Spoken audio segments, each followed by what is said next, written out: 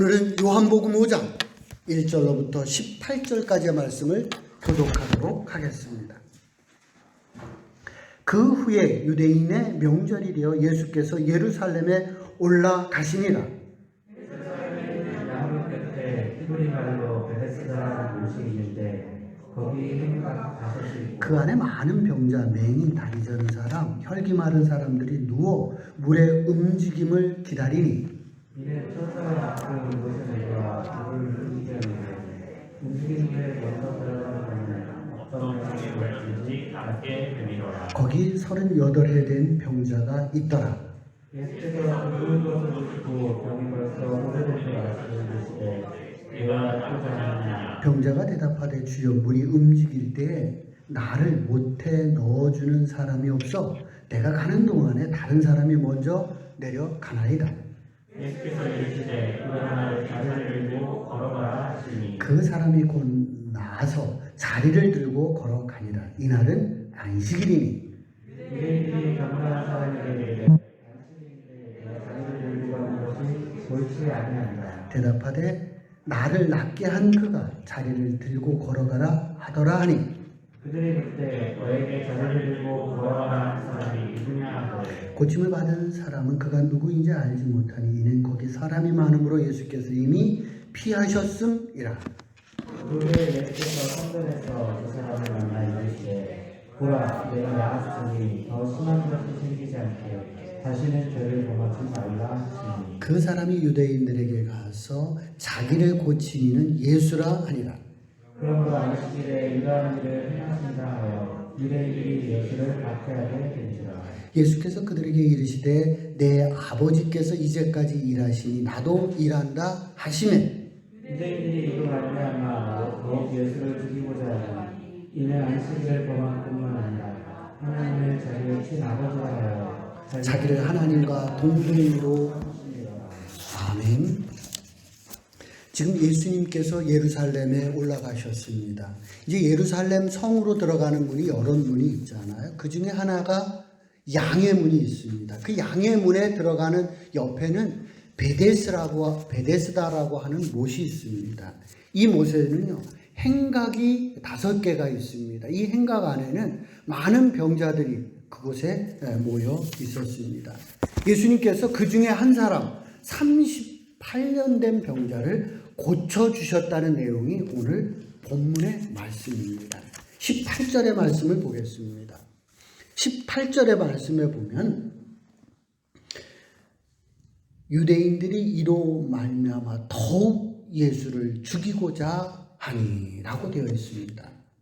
유대인들은 예수를 더욱 죽이고자 했다고 했습니다. 더욱이라는 단어요. 전에도 미웠어요, 예수가. 근데 이렇게 안식일에 병자를 고치니까 더욱 미워진 거예요. 내 마음이 미움이 들어오지 않아요? 이 미움을 뽑아내지 않는 한, 내 안에서 미움을 제거하지 않는 한 상대방이 하는 일은 계속 밉습니다.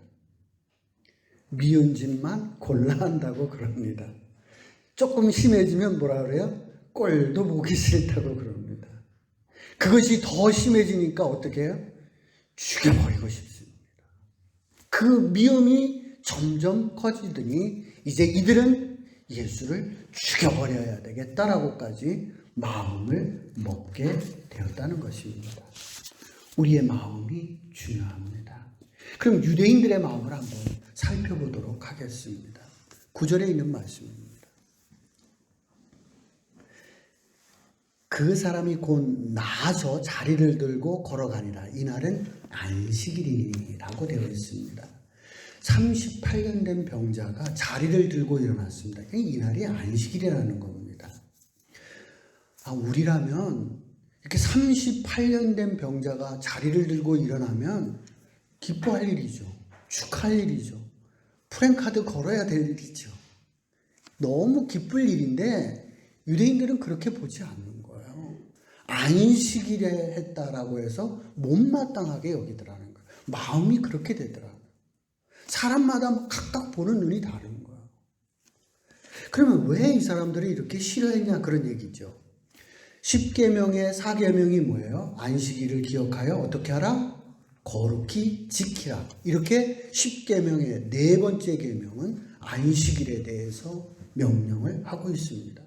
유대인들은 이 안식일을 거룩히 지키기 위해서 일을 하지 않았습니다.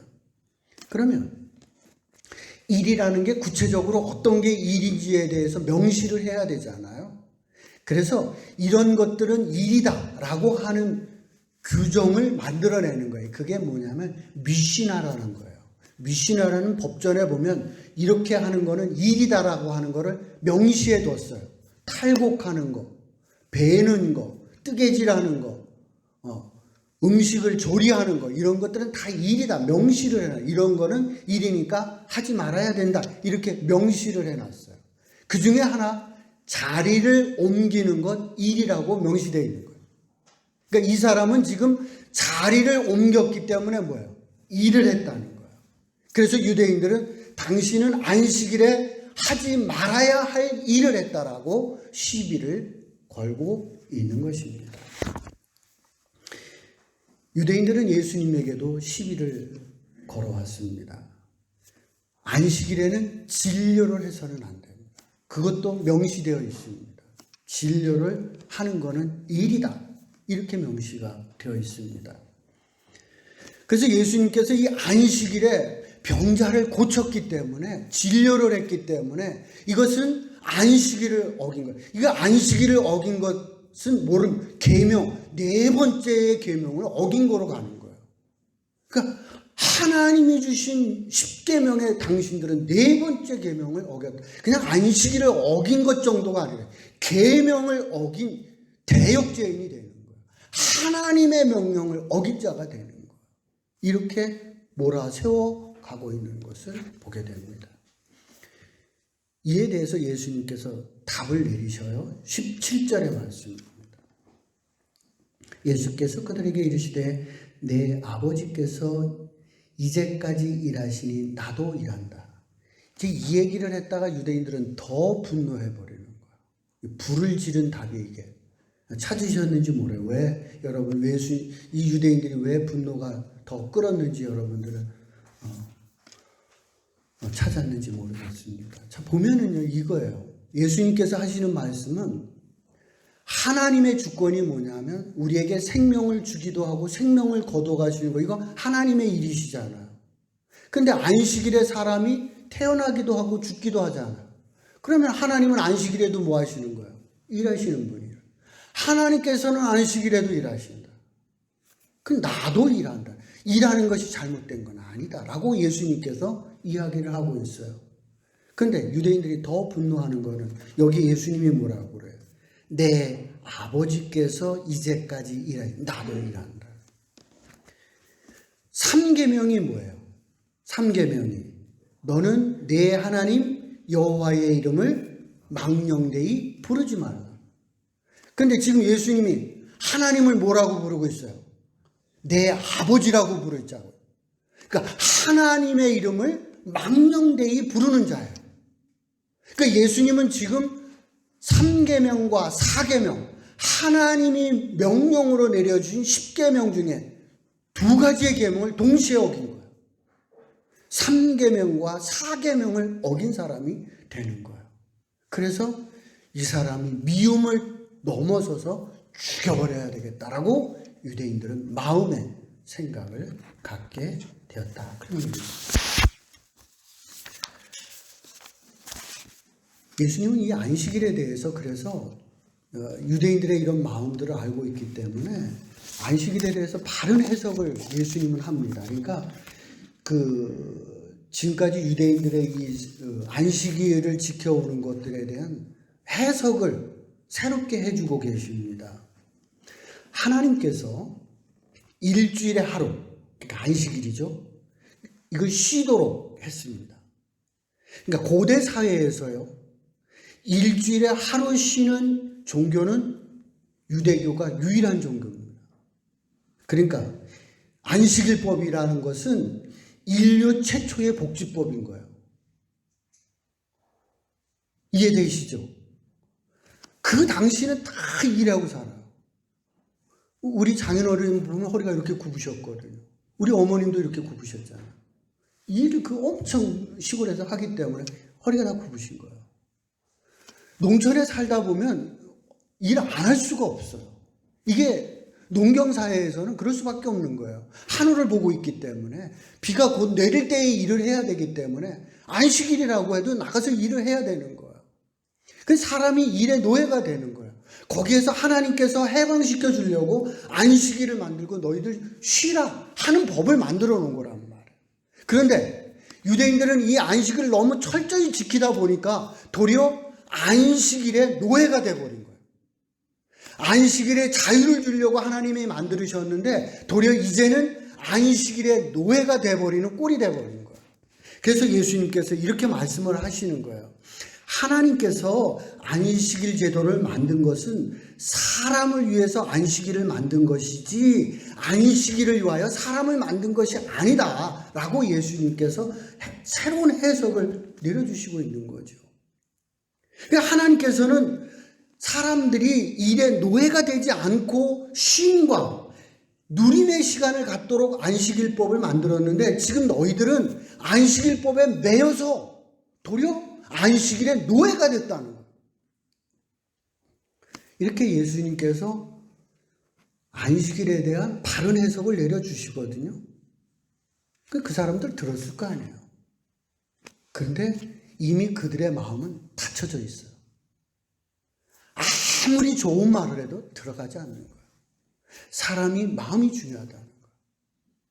내 마음을 열면 이 마음, 그럴 수 그래. 이렇게 받아들일 수 있는데 내 마음을 딱 닫아버리면 아무리 옳은 말, 좋은 말을 해도 이거 웃기고 있네 이렇게 돼버리는 거예요.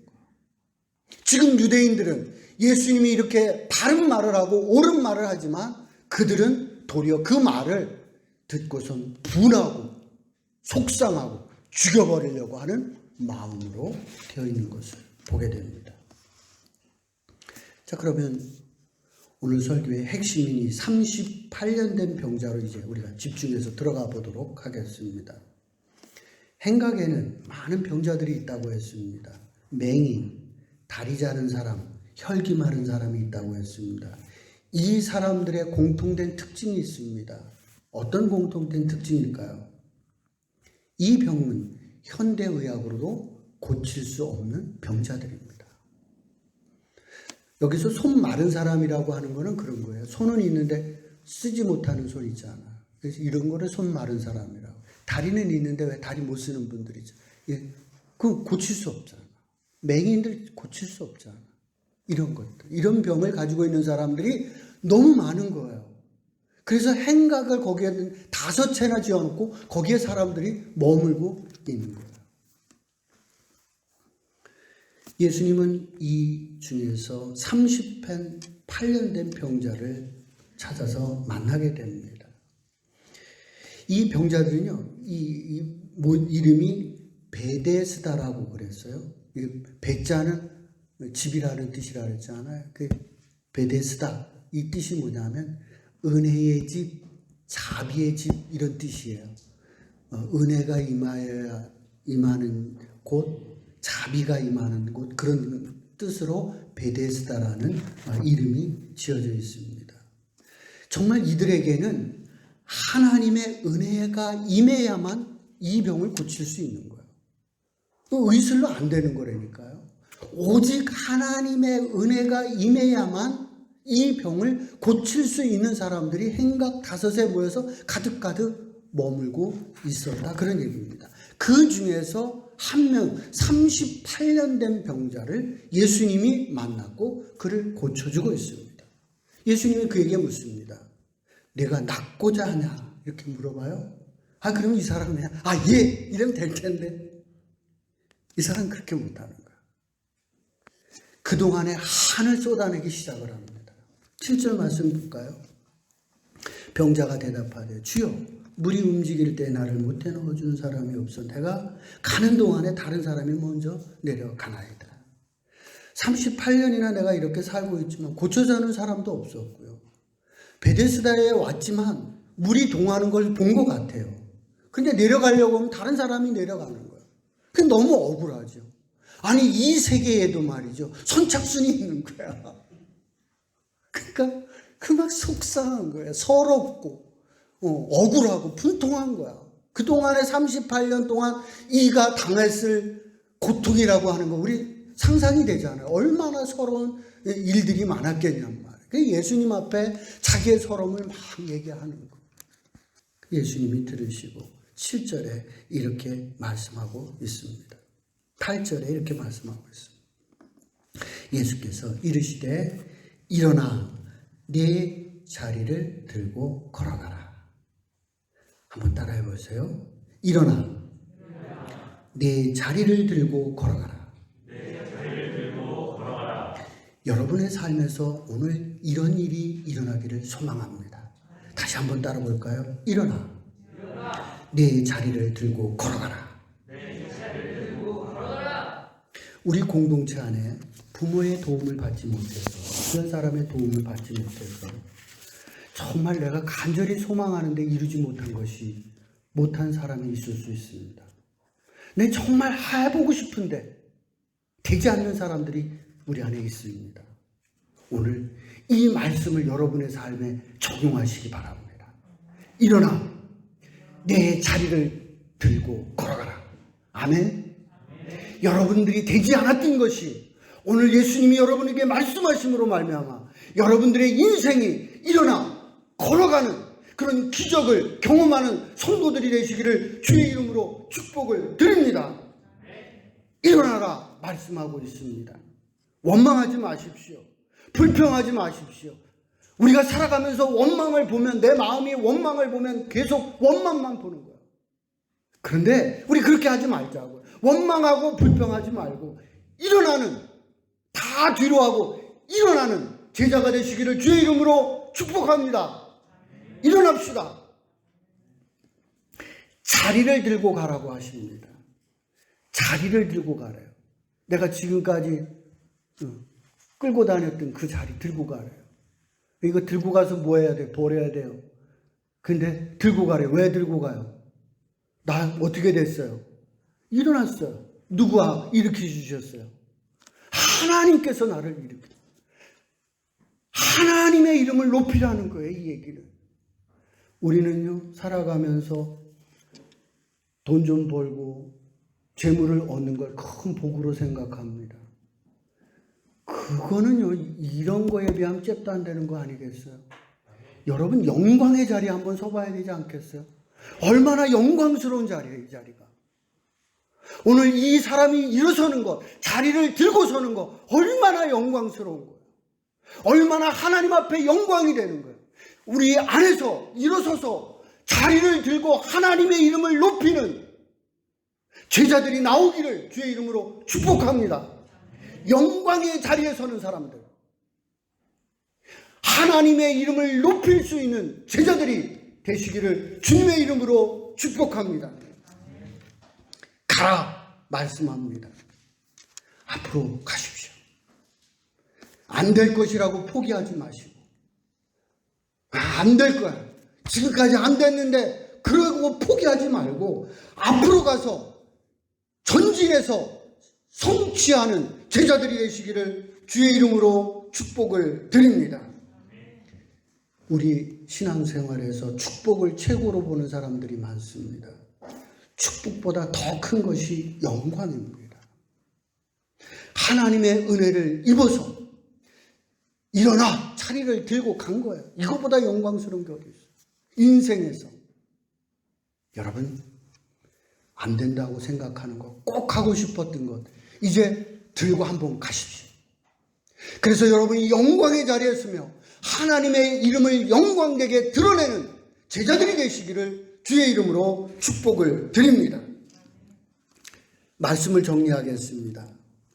예수님은 사마리아의 수가성의 여인에게 찾아가셔서 이방인과 여자란 굴레에서 누림과 기쁨의 인생을 회복시켜 주셨습니다.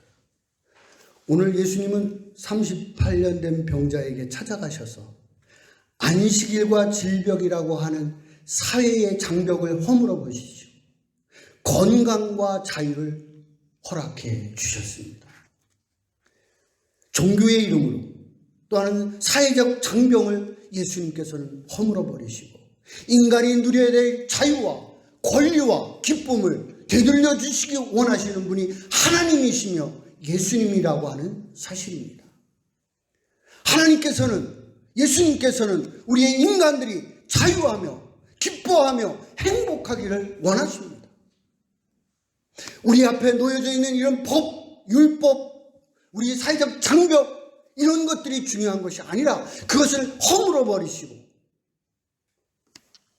하나님의 뜻대로 행복과 자유를 허락해 주시는 예수님의 그 크신 은혜를 여러분들도 경험하여 하나님 앞에 영광 돌리는 제자들이 되시기를 주의 이름으로 축복을 드립니다. 적용입니다. 중요한 것은 마음입니다. 여러분의 마음이 중요합니다. 마가복음 4장에 보면 밭의 비유가 나옵니다. 밭 중에는 길가의 밭, 돌짝밭, 가시밭, 옥토밭이 있습니다. 길가의 밭과 돌짝의 밭, 가시밭에서는 열매를 맺을 수가 없습니다. 내 마음의 밭이 길가의 밭, 돌짝의 밭, 가시밭의 마음을 가지고 있으면 열매를 맺을 수가 없습니다. 여러분의 마음을 옥토의 밭으로 만들고 그 옥토밭에다가 예수를, 복음을, 말씀을 여러분이 심음으로 말미암아 그 복음이, 예수가, 말씀이 자라나서 30배, 60배, 100배의 결실을 맺어서 하나님 앞에 영광 돌리는 제자가 되시기를 주의 이름으로 축복을 드립니다.